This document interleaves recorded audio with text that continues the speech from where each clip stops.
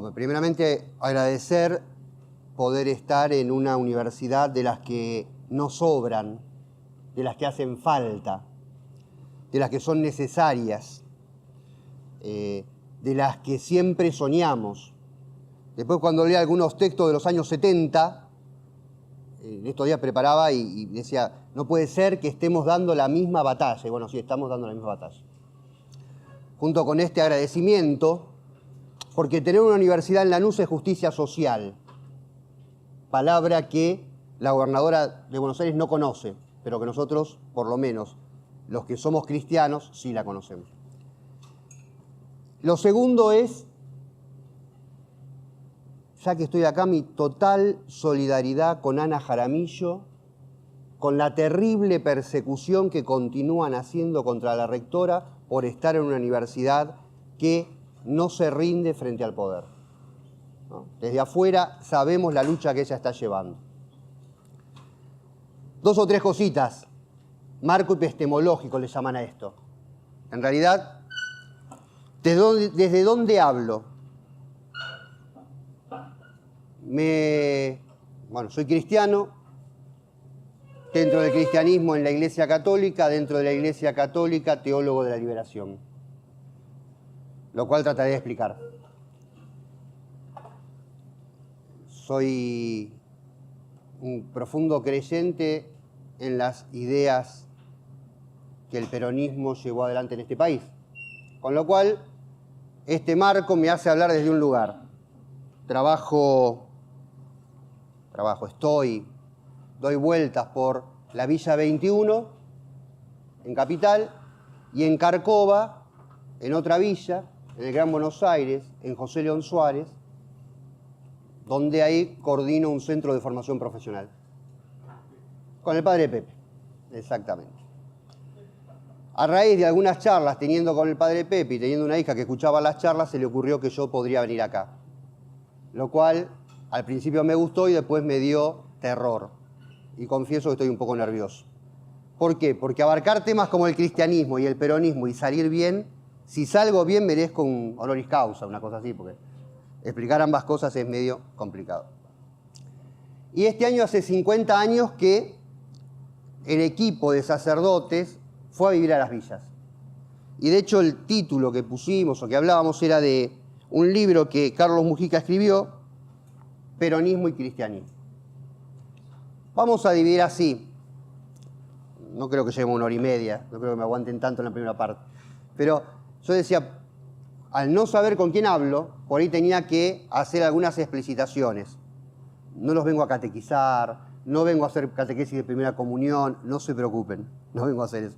Sí, por ahí tirar algunos elementos de por qué, como dice en uno de sus primeros escritos Leonardo Boff, un teólogo brasilero de la liberación, él dice, el cristianismo no es fatalmente conservador. Antes bien, por la memoria subversiva de su fundador, el cristianismo es revolucionario. Esto fue lo que en la década del 70 fuertemente muchos cristianos, muchos curas, obispos, pero también muchos laicos olvidados en la historia, fueron capaces de salir, de romper algunos esquemas y de ir a, por ejemplo, hacer apoyo escolar en las villas, salir de universidades a dar una mano en los proyectos y en las cooperativas que empezaban a funcionar, y en la organización política. Profundamente, muchos estudiantes universitarios ayudaban en la construcción política de los sectores populares. Hacia el final voy a hacer referencia varias veces a esto, ¿no? Porque justamente me parece que es lo que está negado, la participación política de muchos cristianos y de muchos peronistas, junto con otros compañeros, que en ese momento la diferencia era el lugar de encuentro, entre nosotros, no con otros, pero era el lugar de encuentro y esa diferencia hacía posibles sueños, que por ahí es lo que tendremos que construir hoy. Lo primero que por ahí puede sonar raro en esto es por qué el cristianismo puede ser una fuerza revolucionaria. No digo progresista, ¿no? Transformadora. Entonces, recordar 2 o 3 cosas de las cuales se nutrió la teología latinoamericana. La primera, quien genera este movimiento, si uno lo tomase solo como movimiento, Jesús de Nazaret, va a tener una muerte que es la muerte en cruz. La muerte en cruz era la muerte que el Imperio Romano otorgaba a 2 tipos de delincuentes: a los presos políticos y a los esclavos prófugos. La muerte de Jesús, que para algunos es un hecho de fe, pero que en la historia simplemente podría tomarse como un hecho político, es por haber generado algo, un movimiento que el Imperio Romano tenía como peligroso. ¿Por qué lo tenía como peligroso? Y ahí me parece que hay 3 cosas que son importantes destacar. Las primeras comunidades cristianas, esto está en la Biblia, no les voy a leer la Biblia, en los Hechos de los Apóstoles. Ahí dice que las primeras comunidades cristianas tenían 3 cosas fundamentales, ¿no? Que tenían sus bienes en común, que no había necesitados entre ellos, que se reunían asiduamente en una comunidad de iguales. Cuando Nerón decide mandar a los cristianos a ser ejecutados, no está loco.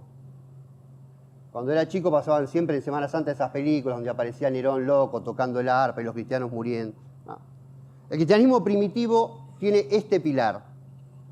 Por un lado, se opone al patriarcado. ¿Por qué? Porque las relaciones que se dan al interior de la comunidad son relaciones profundamente igualitarias. Yo sé que esto puede sonar raro, y mucho, pero si uno toma los textos de San Pablo, los auténticos, Romano 16 está por ahí, hace una lista de quienes coordinaban la comunidad y encuentran que no había un orden jerárquico dado solamente por varones. Había un discipulado de iguales. No solo eso, sino que en la comunidad cristiana la mujer no solo es un par igual, sino que además es un par con voz y voto y decisión.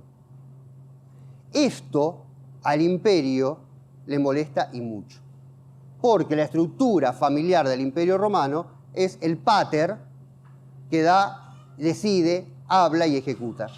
No hay discipulado de iguales.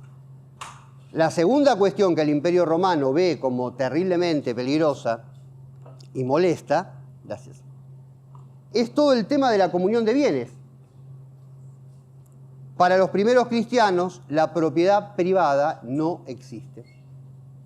Toda propiedad,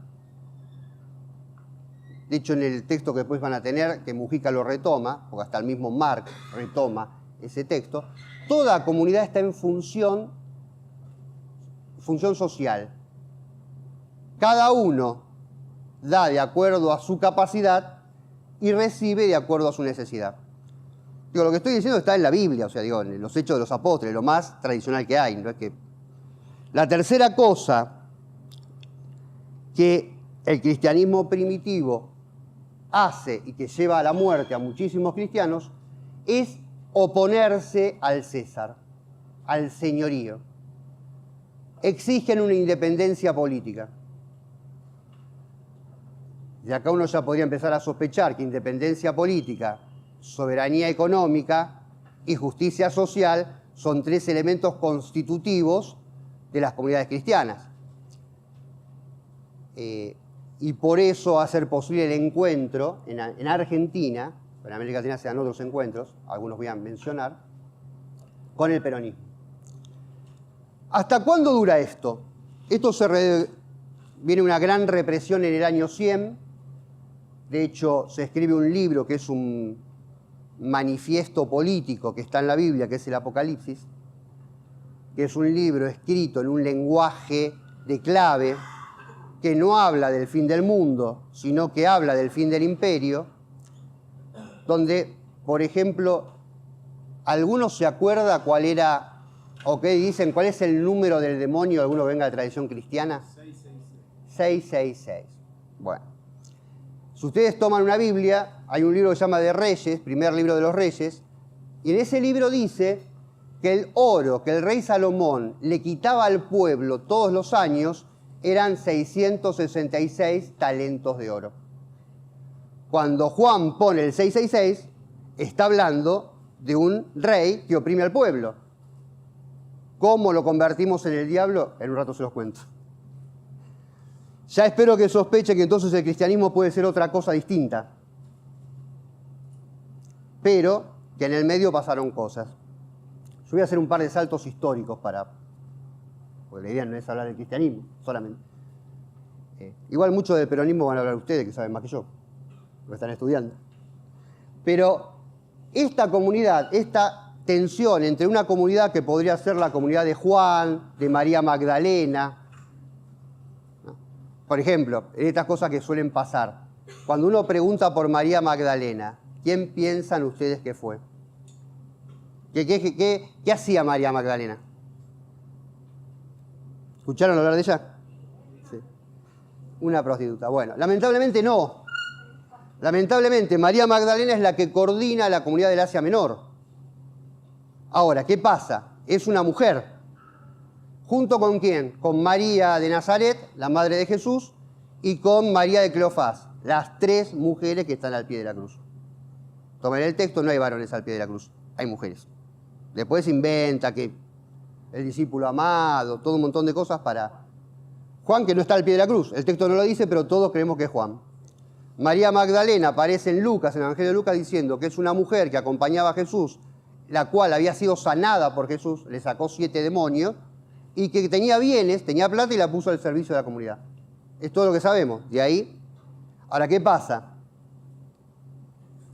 Cuando una mujer jode, o es loca, o es puta. Y la iglesia no estuvo exenta de eso, porque la iglesia puso como que en la comunidad el primero que había estado coordinando era Pedro, un discípulo de Jesús que se murió sin saber que era papa, pero bueno, después se enteró. Cuando llegó al cielo, se dijeron, che, mirá que te nombraron papa, porque era un pescador, un campesino, parte del movimiento. Pero en el 313 un emperador, no es tan simple, Constantino, junto con gente cristiana, que le venía bien el imperio, porque vivía bien, que no había tenido problemas porque, bueno, si había que darle algo al emperador se le da, se negociaban, llegan al poder y constituyen a la iglesia como iglesia imperial. Yo siempre le digo a los chicos en catequesis, a los chiquitos, la ropa que usa el sacerdote cuando da misa es la del senador romano. No es la de Jesús. Jesús no andaba vestido así. Después en la catequesis decimos cualquier cosa y convencemos a los chicos, pero ese era el senador. Es la marca de que el imperio y la iglesia, la institución, se daban la mano. Esto siempre en tensión. Siempre hubo un cristianismo que recordaba esto de las primeras comunidades y que hacía memoria de Jesús de Nazaret, y una institución que muchas veces se fue acomodando, muchísimas veces se fue acomodando, y que en la sociedad nuestra además fue funcional a procesos, a terribles procesos de masacre, de genocidios contra el pueblo. Los bombardeos del 55, con Cristo vence, la tortura en los campos de concentración en Argentina. No es que, yo al final voy a hablar de esto, pero no es que hay solamente una iglesia que se la puede identificar con la dictadura. También hay una iglesia, cristianos, no institucionalizados si querés, o también, porque vamos a recordar a Angelelli, las monjas francesas, la gente de la Santa Cruz, los palotinos, ¿no?, que también entró en conflicto con los distintos genocidas que nos acompañaron a lo largo de nuestra historia, o que nos acompañan. Cuando Domiciano o Diocleciano después acuñan una moneda en Roma que decía: hemos borrado del mapa el nombre de los cristianos, lo hacen pensando que el imperio había destruido de raíz a estas comunidades. Estas comunidades a lo largo de la historia siguieron, y en América Latina va a haber como 3 periodos. Un primer periodo va a ser obviamente el de la conquista, donde también vamos a encontrar el enfrentamiento entre cristianos, como por ejemplo Bartolomé de las Casas defendiendo, o los dominicos de la Nueva Española que fueron expulsados, por un lado, y otros teólogos que obviamente van a defender la conquista.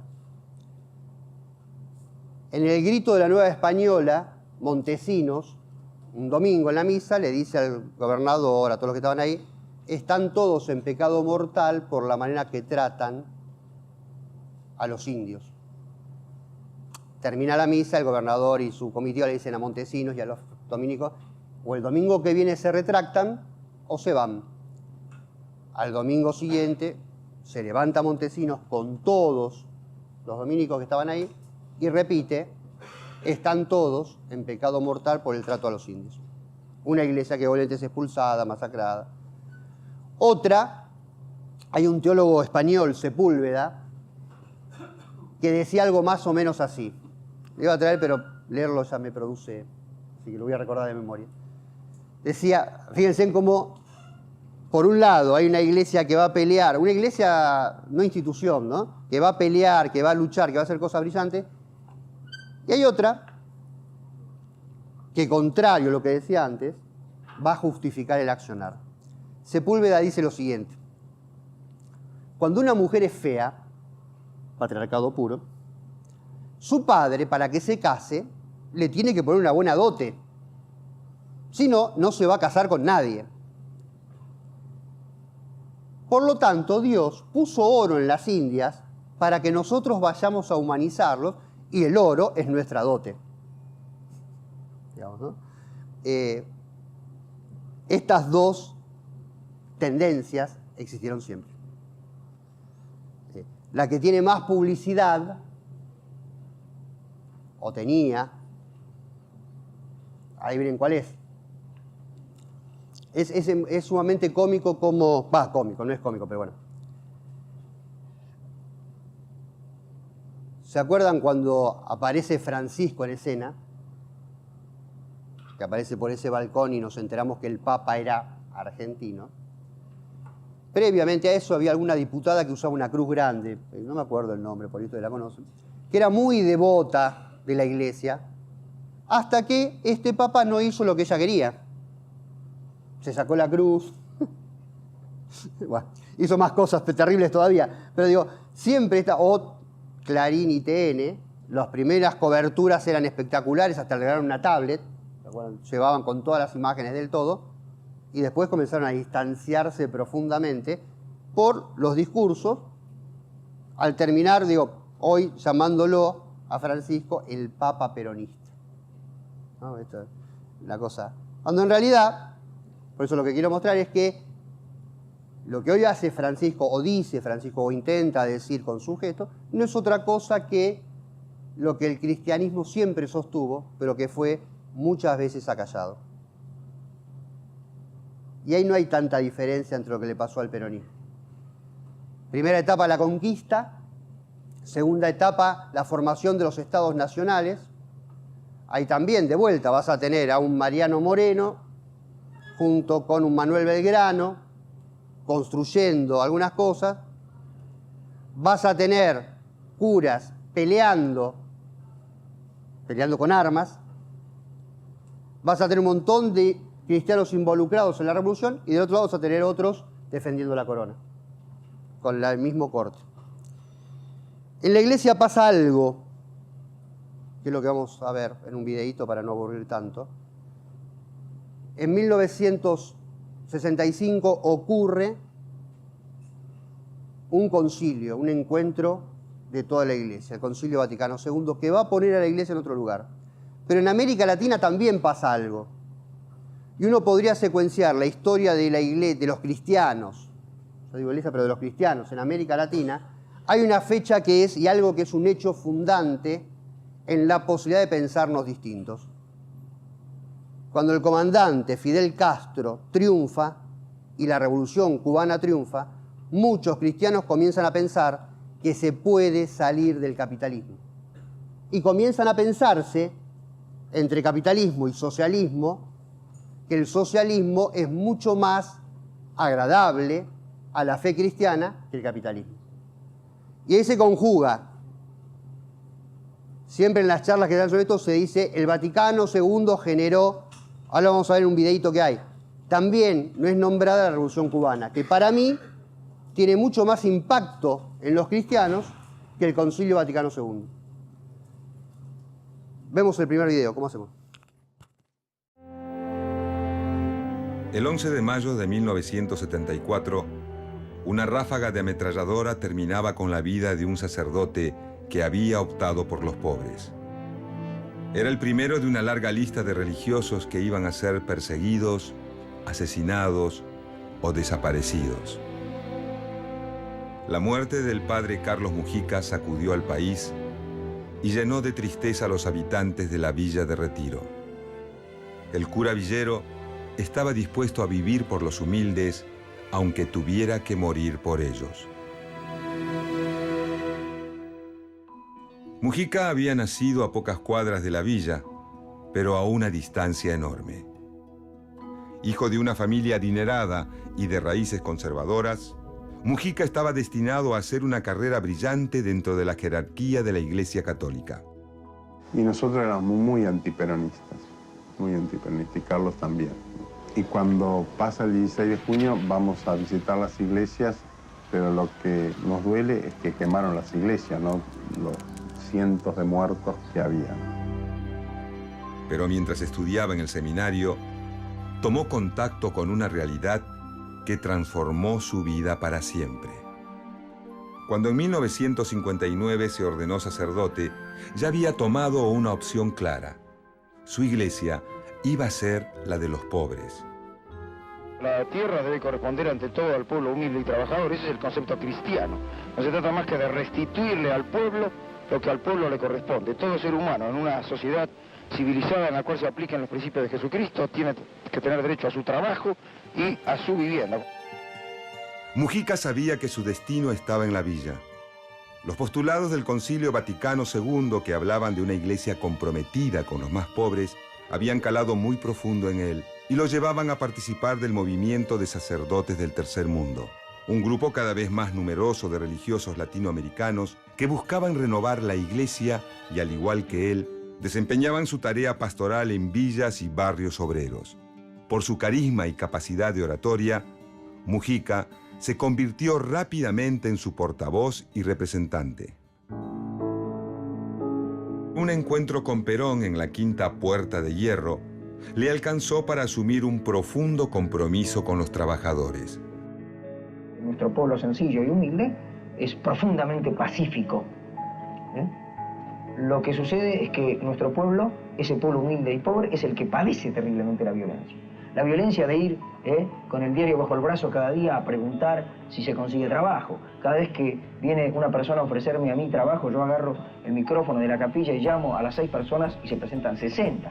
La violencia de no saber qué le va a dar de comer al día siguiente. Lo que yo pienso es que mi pueblo es profundamente pacífico, pero tiene paciencia, y la paciencia tiene un límite.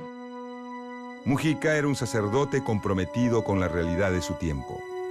El 25 de mayo de 1973, lo encontró en la Plaza de Mayo festejando junto al pueblo el retorno de la democracia.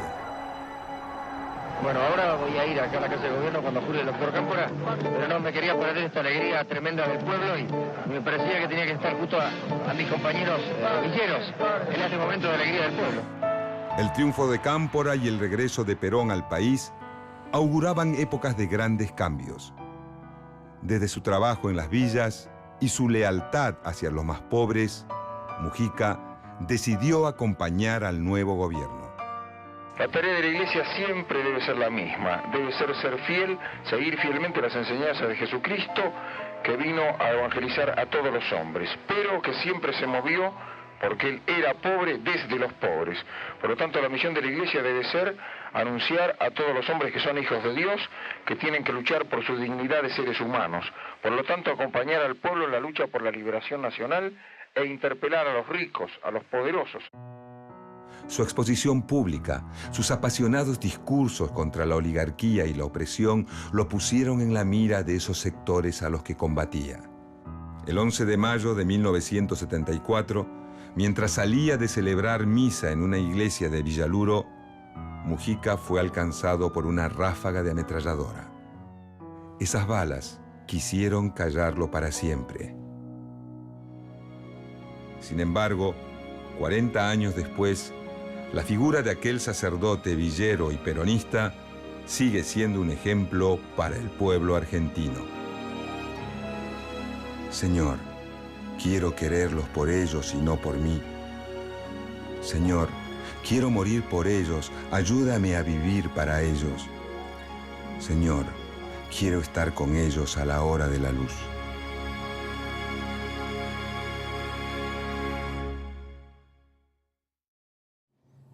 Yo busqué una fuente que no sea ni peronista, ni católica, ni cristiana.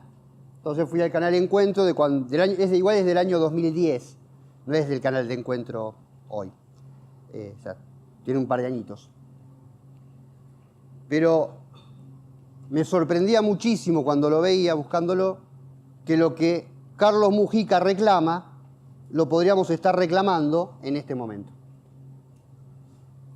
Que alguien tenga que ir a buscar laburo y no lo consiga.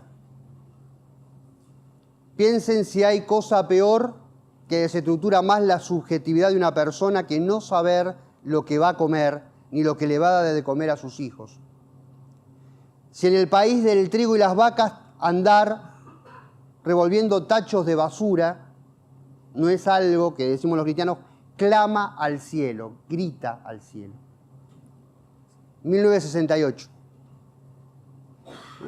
Digamos, la estructura en la cual surge el movimiento de sacerdotes y el conflicto, que vamos a ver cómo se agrava. Yo elegí un par de cosas para leerles. El movimiento le manda una carta a los obispos argentinos, donde le aclaran a los obispos argentinos sus posiciones, y en un momento le preguntan ¿por qué reprochan que se use el término revolución social?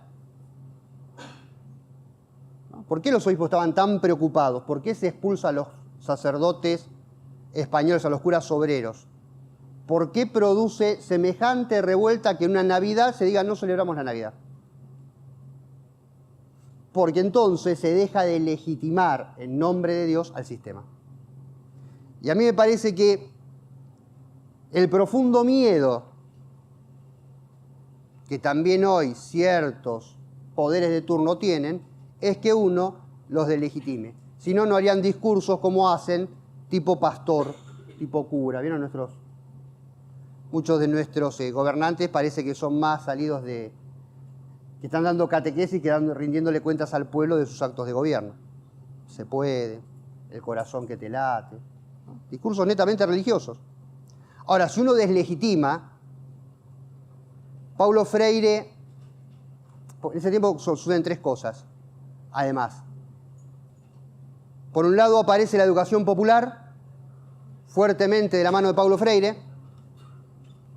Eso en Brasil va de conjunto con la lectura popular de la Biblia, y ambas cosas generan lo que es la teología latinoamericana. Teología popular en algunos lugares, teología del pueblo en Argentina, teología de la liberación en Centroamérica, Brasil y otros países. La categoría que se usa en Argentina es pueblo. ¿Y quién es el pueblo? Después acá pueden chequearlo. Angelelli dice, pueblo es el que no oprime y lucha contra la opresión. Corta la bocha. O sea, la pregunta es, ¿oprimís o no oprimís? Si estás del lado de la opresión no sos pueblo, si luchás contra la opresión sos pueblo. Que es la misma categoría que va a usar toda la teología latinoamericana. Solo que en otros países la categoría es oprimido o pobre. Después vamos a buscar eso como categoría de sujeto histórico. Lo que la teología latinoamericana, lo que estos movimientos realzan, es que hay un pueblo que es sujeto histórico de la transformación. Vamos a ver los 14 minutos más, después una cosa más, y después hacemos el recreo y después seguimos, si no aburro. Esto iba a decir, Paulo Freire siempre decía, en sus clases, o en sus encuentros con las comunidades eclesiales de base, él siempre decía, la vida no es así, la vida está así. Y porque no es así, y está así, y no nos gusta, la tenemos que cambiar. ¿No? Esto es la fuerza transformadora que se va a unir con una fuerza política. Hay estudios muy claros de la influencia de las comunidades eclesiales de base en la construcción del PT, del Partido de los Trabajadores. Obviamente, el PT se funda en una casa de retiros, donde uno de los cuadros de la pastoral obrera más importantes era Lula. Que le podrán criticar lo que quieran, pero un gobernante que hace que en un año y medio 40 millones de personas que no comían tengan 4 comidas diarias, es un avance.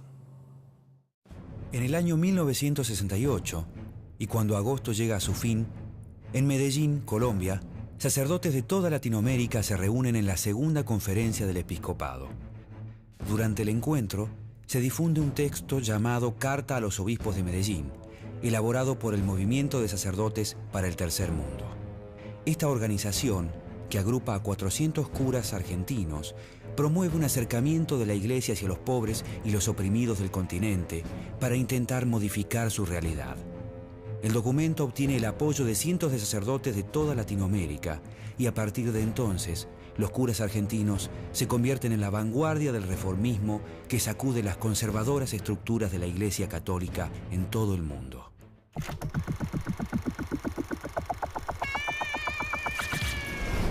El pueblo está firme y decidido a construir su destino por más represión que se aplique.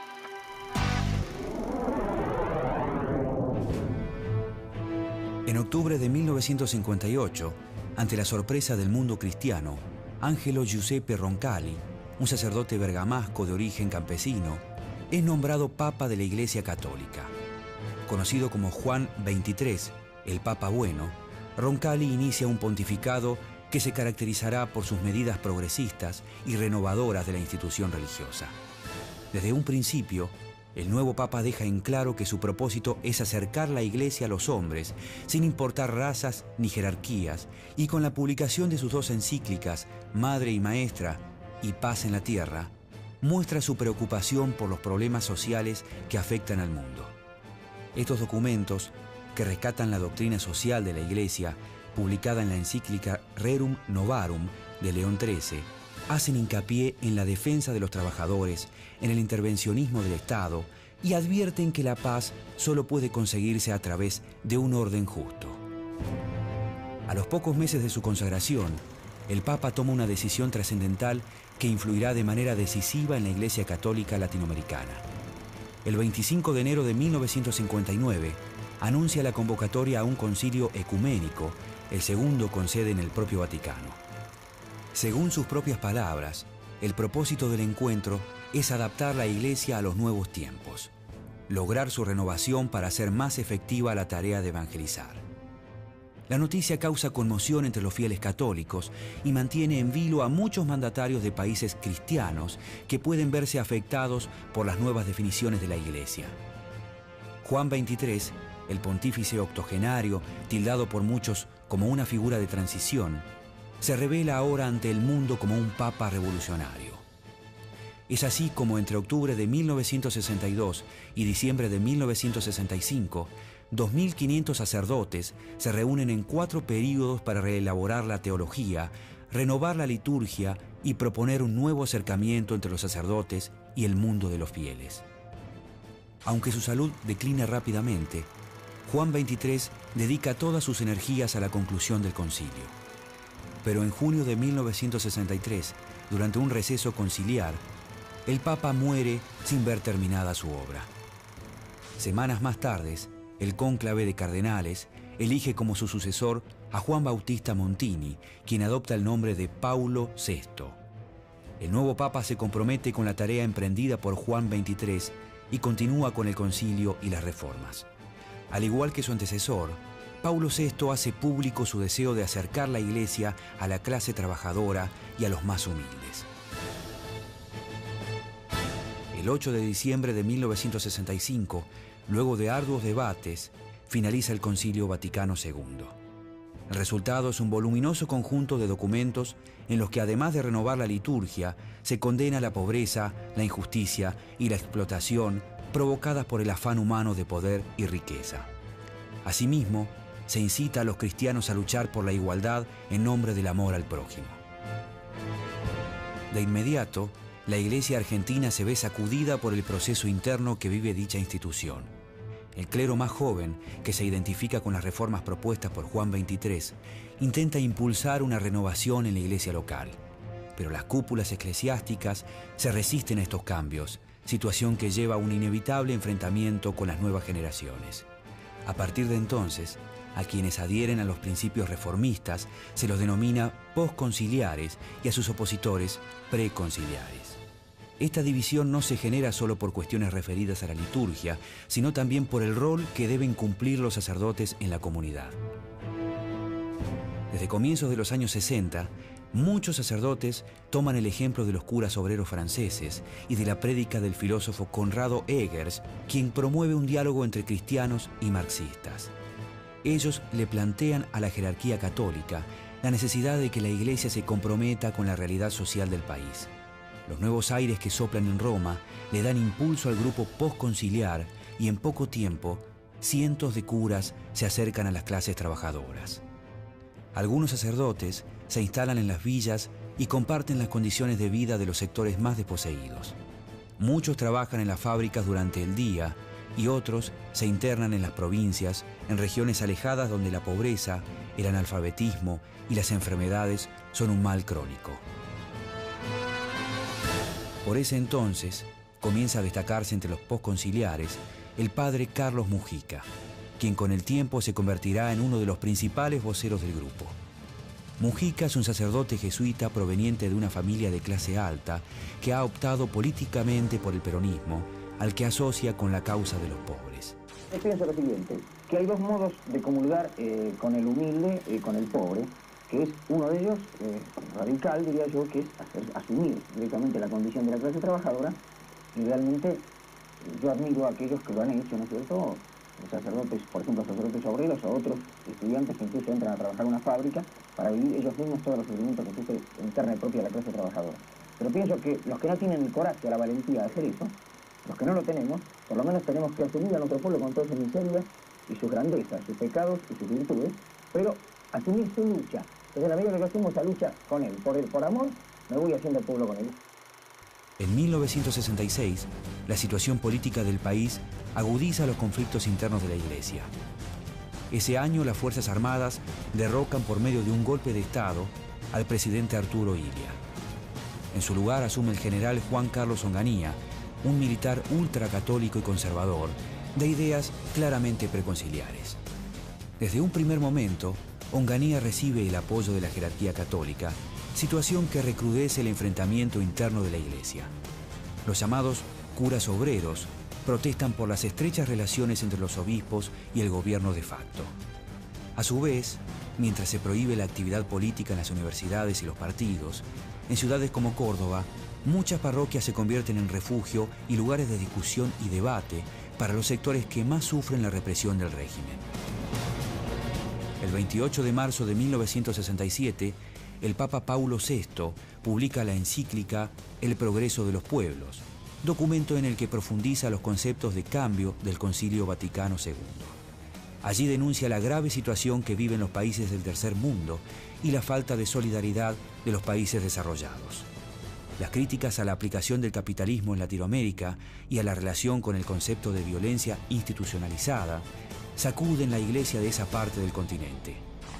L'uomo di oggi si è accorto che tutta la costruzione del sistema economico e sociale che egli faticosamente costruisce con superbi risultati pratici, minaccia di diventare la sua prigione e di privarlo della sua personalità per assimilarlo ad uno strumento meccanico della grande macchina produttrice, la quale, mentre offre numerosi e meravigliosi miglioramenti esteriori, lo assoggetta ad un colossale apparato dominatore. En el apartado 23, el Papa advierte: la propiedad privada no constituye para nadie un derecho incondicional y absoluto. No hay ninguna razón para reservarse en uso exclusivo lo que supera la propia necesidad, cuando a los demás les falta lo necesario. Movidos por el compromiso con los países pobres que transmite la encíclica de Paulo VI, 18 obispos de distintas naciones del tercer mundo se reúnen y publican un documento que conmociona nuevamente el ámbito católico. Conocido como el Manifiesto de los 18 Obispos e inspirado por el sacerdote brasileño Helder Câmara, este escrito condena duramente al imperialismo, habla de la necesidad de terminar con el capitalismo y hace una clara definición en favor de los pueblos pobres y de los pobres de los pueblos. La tarea de la Iglesia siempre debe ser la misma, debe ser fiel, seguir fielmente las enseñanzas de Jesucristo, que vino a evangelizar a todos los hombres, pero que siempre se movió porque Él era pobre desde los pobres. Por lo tanto, la misión de la Iglesia debe ser anunciar a todos los hombres que son hijos de Dios, que tienen que luchar por su dignidad de seres humanos. Por lo tanto, acompañar al pueblo en la lucha por la liberación nacional e interpelar a los ricos, a los poderosos. Con el correr de los meses y durante todo el año 1967, las fricciones entre la jerarquía y los curas progresistas se acentúan. Los sacerdotes no solo critican la actitud de la Iglesia ante la política económica y represiva de la dictadura, sino que participan activamente en los conflictos sociales que se multiplican a lo largo del país. El trabajo en las fábricas y en las villas, la organización de las comunidades y la suspensión y modificación de rituales tradicionales como bendiciones y procesiones, por considerarlos un acto de superstición y no de fe, incomodan a muchos. Es por eso que las quejas de los católicos conservadores y de los miembros del gobierno no se hacen esperar. A comienzos de 1968, varios curas obreros de la diócesis de San Isidro son trasladados y otros, de nacionalidad española, se ven obligados a retornar a su país. Estos castigos se repiten en todo el territorio nacional y en varios pueblos de la provincia de Santa Fe se originan graves disturbios por la resistencia de los fieles a aceptar los traslados de sus párrocos. Al cumplirse un año de la encíclica El progreso de los pueblos, un grupo de sacerdotes se inspira en este documento para criticar al capitalismo y a la jerarquía argentina por su falta de compromiso con la situación de los más humildes.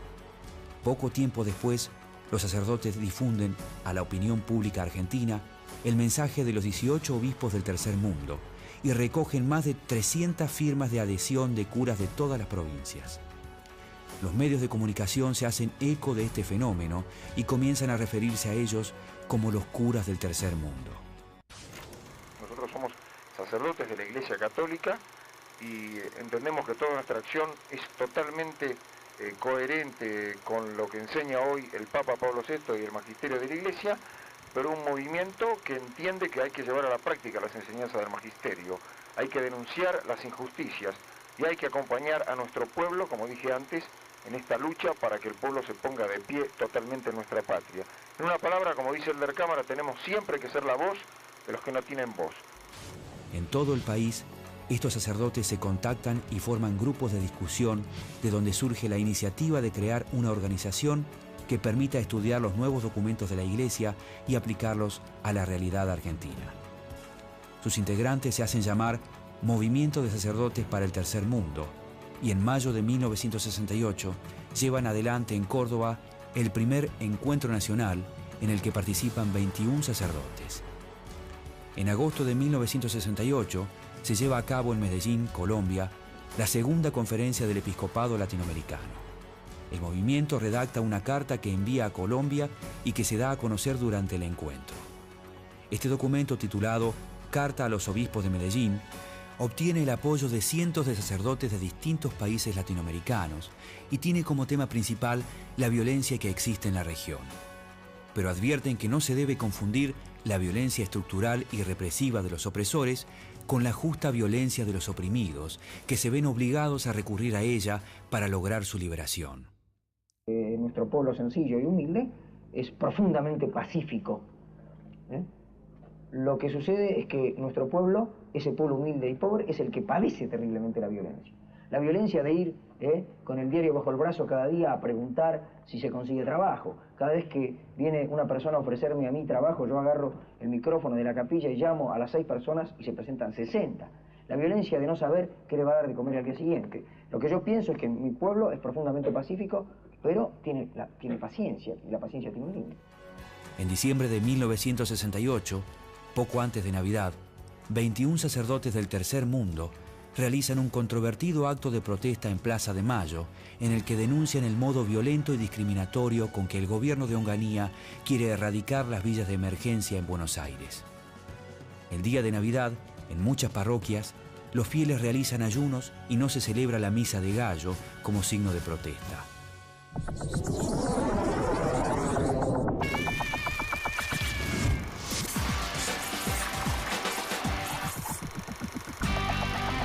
A comienzos de 1969, el arzobispo de Buenos Aires, Monseñor Aramburu, prohíbe a los sacerdotes de su arquidiócesis manifestar opiniones políticas públicamente.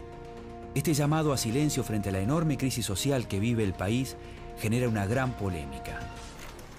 No se puede ocultar que en la actualidad los grandes y acelerados cambios de los más diversos órdenes han provocado una correspondiente revisión de panoramas, juntamente con una actualización de la ciencia y de las técnicas, incluyendo en todo esto también a la Iglesia, su sacerdocio y a sus métodos pastorales.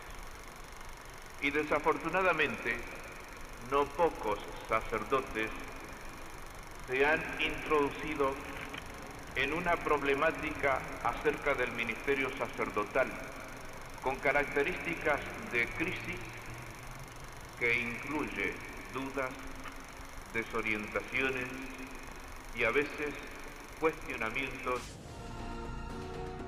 En mayo de 1969 se realiza en la localidad de Colonia Carolla, Córdoba, el segundo encuentro nacional en el que participan 80 sacerdotes de 27 diócesis. Al finalizar las reuniones, se aprueba el documento Coincidencias Básicas, en el que se hace referencia explícita a la necesidad de un urgente proceso de cambio revolucionario desde las bases. También se formaliza el rechazo al sistema capitalista para marchar en búsqueda de un socialismo latinoamericano que promueva el advenimiento del hombre nuevo. Esta declaración representa un abierto desafío a la orden de Monseñor Aramburu. En primer lugar, pienso que la palabra patrón y opresor significa lo mismo. En el sistema capitalista, el ser patrón o el ser empresario necesariamente supone la condición de opresor, porque la estructura de la empresa en el sistema capitalista se basa en la explotación del hombre por el hombre. De modo que, así ese patrón se llame peronista o se llame cristiano, lo que fuere, en la medida en que a mí me oprime, yo tengo el deber de luchar no contra él, sino por mi liberación. Yo tengo que sacarle el pie que él me pone encima a mí, no por odio a él, por amor a él, porque a él le hace mal oprimirme y a mí me hace mal que él me oprima. La discusión en el interior de la Iglesia crece y en abril de 1969, durante el encuentro episcopal argentino, los obispos publican un texto en el que apoyan el concilio y las encíclicas sociales, pero con el que buscan terminar con los cuestionamientos de los curas rebeldes. Monseñor, ¿usted interpreta a este documento como una respuesta a la situación que surgió dentro del clero y los laicos católicos?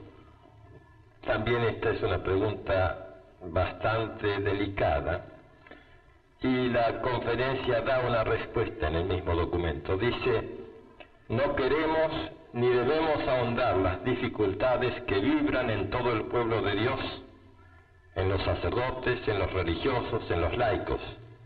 Nuestra respuesta a todo lo que se nos ha hecho llegar no puede ser una nueva declaración. Las conclusiones concretas del encuentro de San Miguel son la respuesta, aunque imperfecta, a todo lo que vivimos y a lo mucho que se nos pide. Los sacerdotes hacen poco caso del texto y lo tildan de preconciliar. Un mes después, participan activamente de los grandes levantamientos populares como el Cordobazo, que sacuden la Argentina y socavan el poder de los militares. Muchos de ellos sufren en carne propia la represión del régimen, como el cura cordobés Milán Piskovich, que es detenido durante el levantamiento. Los curas también se destacan por las tareas que llevan adelante para afrontar los grandes problemas que afectan a las barriadas humildes, como las inundaciones y los incendios. Son comunes los incendios en villas miserias. ¿Por qué? Bueno, en parte por la precariedad de las construcciones. ¿Hay negligencia en los habitantes? En absoluto. Lo que pasa es que si hay gente que está ganando sueldos de hambre, que quiere que hacen lo que pueden para poder subsistir. Por eso nosotros insistimos, yo formo parte del equipo pastoral de sacerdotes en la villa de emergencia, que cuanto antes se facilite la mejora de los barrios, ¿no es cierto? Es decir, que se pueda realmente facilitarle a la gente que puede tener casa de material.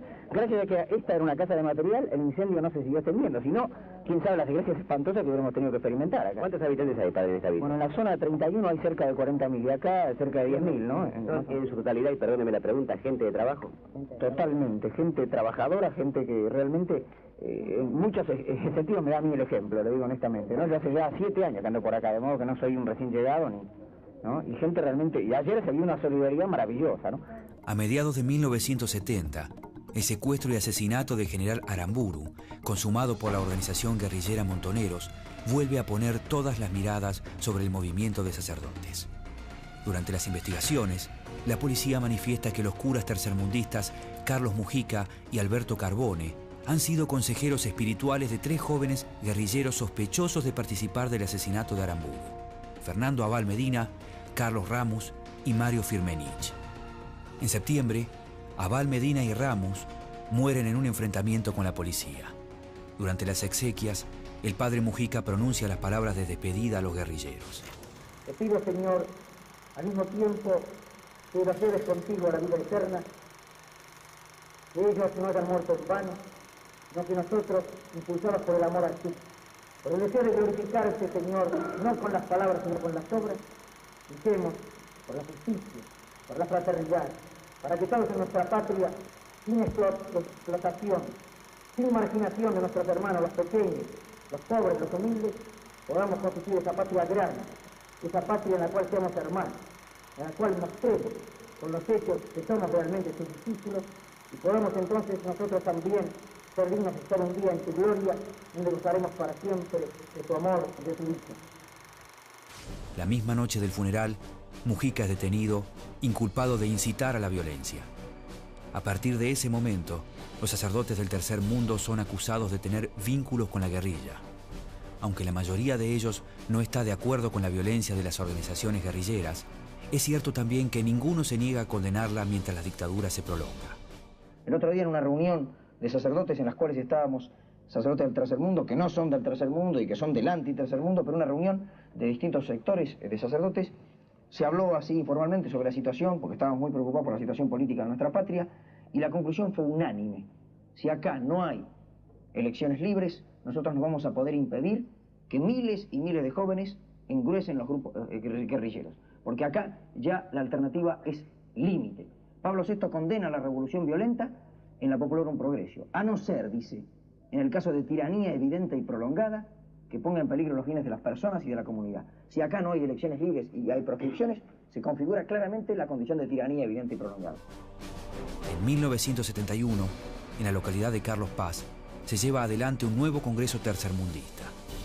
El eje del debate se centra en la opción política por el peronismo. Muchos de los curas consideran que como movimiento de base popular, el peronismo tiene un potencial revolucionario y es el camino que llevará al país hacia el socialismo. A finales de 1972, las cárceles argentinas están abarrotadas de presos políticos, entre los que se encuentran decenas de curas tercermundistas. El movimiento realiza una importante tarea de denuncia y acompaña a los familiares en las manifestaciones de protesta por los asesinatos y torturas que se suceden en las prisiones de todo el país. Padre Bernaza, concretamente usted me da los motivos de la manifestación, esta manifestación contra la ley. Son familiares de presos políticos que vienen a reclamar un justo trato para los detenidos. Allí en el memorial se detallan, aunque sumariamente, las arbitrariedades a los que son sometidos estos detenidos, contra lo que prescribe la ley la Constitución argentina, ¿no es cierto?, que pide que las cárceles sean para seguridad y no para castigo, y el trato que por muchos testimonios sabemos reciben estos detenidos es realmente inhumano. En noviembre de 1972 se anuncia el retorno de Perón al país luego de 17 años de exilio. El padre Mujica se encuentra entre las personas que viajan en el charter a Madrid en busca del líder. En diciembre, el general Perón recibe en su casa de Gaspar Campos a 60 sacerdotes tercermundistas. El mensaje de Perón es ambiguo y mientras un grupo mantiene sus expectativas en el líder, otra parte se desilusiona con sus palabras que no muestran ninguna intención en transformar radicalmente las estructuras sociales y económicas del país. Durante la campaña electoral con vistas a las elecciones de 1973, muchos sacerdotes apoyan el proyecto del candidato peronista Héctor Cámpora. Con la llegada del justicialismo al gobierno, los sacerdotes profundizan su trabajo de organización en las comunidades, ligados en muchos casos a estructuras partidarias. Bueno, la principal finalidad es aglutinarse en el movimiento que expresa al pueblo argentino, al pueblo trabajador fundamentalmente, que es el movimiento peronista, para trabajar desde abajo, es decir, desde el pueblo, en la remodelación de las villas para constituirlas en barrios obreros. Todos sabemos que el drama más pavoroso en este momento de la vida de nuestra patria es la falta de fuentes de trabajo. Y pensamos que la creación de esta cooperativa, que es una iniciativa de los villeros, puede solucionar este problema e ir dando solución al problema también importante que es el de la construcción de las viviendas, teniendo en cuenta el sentido de los mismos que la van a habitar. Sin embargo, con el transcurrir de los meses, las disputas entre los sectores antagónicos del peronismo comienzan a mostrar una cara diferente al proyecto revolucionario que proponía y esperaba el tercermundismo. En septiembre, Perón asume por tercera vez la presidencia e inmediatamente abandona la retórica socialista que tanto había seducido a los curas tercermundistas. El marcado giro hacia la derecha que toma el gobierno provoca que gran parte del movimiento de sacerdotes para el tercer mundo retire su apoyo al peronismo. Solo un pequeño grupo liderado por Mujica se mantiene políticamente al lado de Perón. Desde finales de 1973, los grupos parapoliciales dirigidos por el ministro de Bienestar Social, José López Rega, comienzan a atentar contra militantes populares, gremialistas y estudiantes. En marzo de 1974, Mujica renuncia al cargo que ocupa en el Ministerio de Bienestar Social por discrepancias con el plan de erradicación de villas implementado por López Rega. Esta aclamación que ustedes acaban de hacer me autoriza a poner en la renuncia que es a pedido de los compañeros villeros. Por eso no se la voy a leer y ustedes después exclamarán si están o no de acuerdo. Discrepando fundamentalmente con la política del Ministerio de Bienestar Social con relación a las villas, ya que se les niega a los compañeros villeros toda participación creadora en la solución de sus problemas, y a pedido de los compañeros villeros, renuncio a las funciones de asesor de este ministerio y reafirmo mi adhesión al proceso de reconstrucción nacional impulsado por el general Perón, trabajando como sacerdote desde el pueblo y junto al pueblo, como lo señalan nuestros obispos. El 11 de mayo, el padre Carlos Mujica es asesinado por un comando de la AAA mientras sale de una misa en la parroquia Francisco Solano. Su muerte es un duro golpe para el movimiento del que ya no podrá recuperarse. Dividido con respecto al peronismo y perseguido por las fuerzas de seguridad, el organismo comienza a desmembrarse. Mujica no es la única víctima del terrorismo. Más de 20 sacerdotes mueren en los meses siguientes en manos de los grupos parapoliciales y de las Fuerzas Armadas. Luego del golpe de Estado de 1976, decenas de sacerdotes deben optar por el exilio para salvar sus vidas.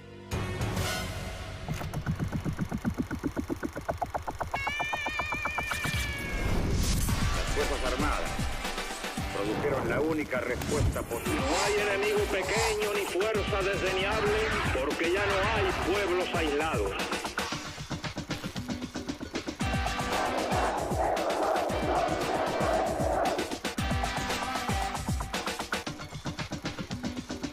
Hemos llegado a la Revolución Argentina.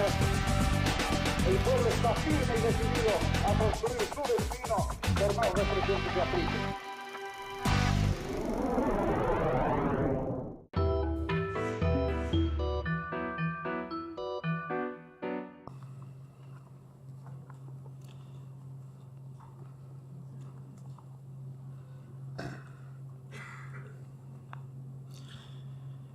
Golpe de Estado en Bolivia el 21 de agosto de 1971. Golpe de Estado en Uruguay el 27 de junio de 1973. Golpe de Estado en Chile el 11 de septiembre de 1973. 29 de agosto de 1975 es el turno de Perú. 13 de enero del 76, Ecuador. 24 de marzo del 76, Argentina.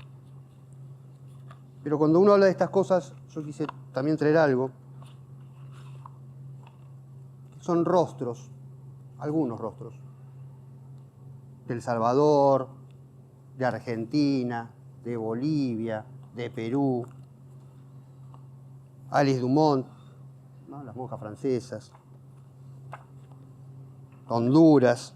Los sacerdotes de La Rioja, que Francisco dijo que van a beatificar, que van a decir que eran ejemplos de vida cristiana. Angeleri y los sacerdotes de La Rioja asesinados. En Argentina hemos tenido, ¿se acuerdan al principio por ahí? Angeleri había muerto en un accidente de tránsito. Devoto también. Pero Devoto no se aclaró nunca. Monseñor Devoto, obispo de Goya, que fue uno de los primeros obispos que se va a oponer a estos regímenes. En Medellín, de los años 60, 10 años después, cobró cientos de desaparecidos, miles de desaparecidos en Argentina, miles de muertos. Gente que tomó en serio esto de vivir su fe, con todas las contradicciones. Un grupo del movimiento del Tercer Mundo se nuclea tras una revista, Cristianismo y Revolución. Yo tengo el CD con los facsimiles, si alguien lo quiere, después lo pide y lo hacemos llegar con todos los números. Siguiendo el ejemplo de un cura llamado Camilo Torres, padre de la sociología en Colombia, que toma las armas y muere muy joven. Otro grupo siguió, muy vinculado al peronismo. El compañero que estaba con Mujica nos decía hace poco, en una muestra que hubo en Vicente López, decía que él vio que estaba uno de los tipos de López Rega sentado en la iglesia, pero que nunca se imaginó que iban a matar a Mujica. Entonces, él decía ahí en Vicente López, en el Consejo Deliberante, en un acto que organizó la Juventud Peronista, decía, fuimos ingenuos, no creíamos que esto podía pasar. Yo, por eso quiero, antes del recreo y después, bueno, trabajar un ratito si tienen ganas. Hay que recuperar algo de nuestra historia y eso lo tienen que hacer la gente que está en las universidades. Porque están con la capacidad de hacerlo. Y es revisar estos procesos fuertemente. Y terminar con algunas leyendas que dan vuelta. ¿No? Toda la iglesia fue cómplice de la dictadura. No, ahí los tenemos. A los Aramburos, los Primatrestas, los Guarrachinos. Otros que se están jubilando en estos días. Toda la juventud estaba equivocada y esta teoría que justamente la hace gente que hoy nos gobierna, los dos demonios. Había militares locos y una juventud alocada y entre ellos se disparaban y el pueblo estaba en el medio. No, acá hubo procesos populares. Acá hay 30.000 desaparecidos. Reafirmo, son 30.000, aunque algunos funcionarios crean que no, son más. Son muchos más. Nosotros sabemos que son más porque en las villas la gente no tiene documentos. No los tenía antes y no los tiene ahora. Porque los obreros del ferrocarril, hace un tiempo encontramos un informe de la policía ferroviaria que seguía a los curas en las villas, porque en las villas estaban los obreros del ferrocarril. O esto que decía, hay un par de videitos, búsquenlo, Macri hablando de la Villa 31, cuando no era presidente, cuando era jefe de gobierno. Decía, y la gente construye mal. Lo mismo. Porque con los sueldos que ganamos podemos comprar una casa. ¿No? Los trabajadores no podemos comprar una casa. La gente no puede comprar una casa. Si a eso le sumamos que después de el levantamiento del 2001 apareció mágicamente en todos los barrios populares algo llamado Paco, no es que apareció en un lugar, apareció en todos los barrios al mismo tiempo. uno sospecharía que hubo un plan, ¿no? Si hubo todos esos golpes de Estado al mismo tiempo, uno dice, hubo un plan Cóndor. Bueno, acá pasa algo parecido. Se inundó los barrios de trabajadores y las villas de droga, que terminó matando no sabemos a cuántos jóvenes, o porque consumieron, o porque se armaron bandas, o porque salieron a afanar, porque en última instancia necesitaban 20 dosis de Paco para sobrevivir al día. Eso que apareció en el año 2001, 2002, hoy sigue matando a nuestros chicos, los cuales terminan siendo culpables, y quien tiró esa bomba biológica sigue hablando, sigue nombrando candidatos y se sigue llamando peronista, lo cual es peor, ¿no? Si algo pasa en todos lados al mismo tiempo, uno tendría que sospechar que alguien lo programó. Por eso hoy se hace necesario repensar esta historia para ver qué historia construimos. Por eso hoy hay un trabajo muy profundo y muy serio con todo el tema de las adicciones. A veces es la única respuesta que una familia encuentra, porque el Estado, este Estado, no cura, no educa, no alimenta ni da trabajo, como en el año 71. Por eso romper esta leyenda y hermanar opciones transformadoras es una tarea de las ciencias sociales. Los teólogos, leyendo a un filósofo alemán, bueno, vieron que ahora yo iba a decir, Francisco hizo algo hace poquito, una cosa que por ahí la vieron en un videíto que mucha gente pasa, que había un nene llorando, que le hizo una pregunta en Roma, lo abrazó, le hizo la pregunta al oído y el nene le había preguntado, mi papá era ateo, ¿a dónde está? Y Francisco responde, le pregunta a la gente, su papá, que es una buena persona y que hizo todo esto, ¿dónde va a estar? En el cielo, contesta toda la gente, obviamente. Y Francisco dice una frase que armó un revuelo, como todas las frases inocentes que él dice, que no son tan inocentes, rezale a tu papá. En la tradición popular católica, rezarle a los santos. Uno reza a Dios a través de los santos. Estaba diciendo que su papá era un santo, aunque no creía. Entonces uno ya puede, está habilitado a llamar a San Carlos Marx, que no creía, pero que ayudó mucho a construir algunos procesos, y como él marcaba fuertemente, una frase fue, los filósofos no estamos para contemplar al mundo, sino para transformarlo. Los que estudian ciencias políticas no están para contemplar la política, sino para transformar la sociedad. No sé si esto es muy pedagógico, muy académico, pero me parece que es lo que hay que hacer, porque hay muchísima gente que espera que lo hagamos. En la segunda parte vamos a leer, algunos van a leer sobre este tema de la cruz que había hablado antes, otro que es la opción por los pobres, y cruzarlo con un texto de Evita, el mensaje de la Navidad del año 51, y un párrafo de un mensaje donde Perón le habla al episcopado en ocasión de condecorar a un obispo en el Chaco, donde le marca al episcopado de ese momento prácticamente que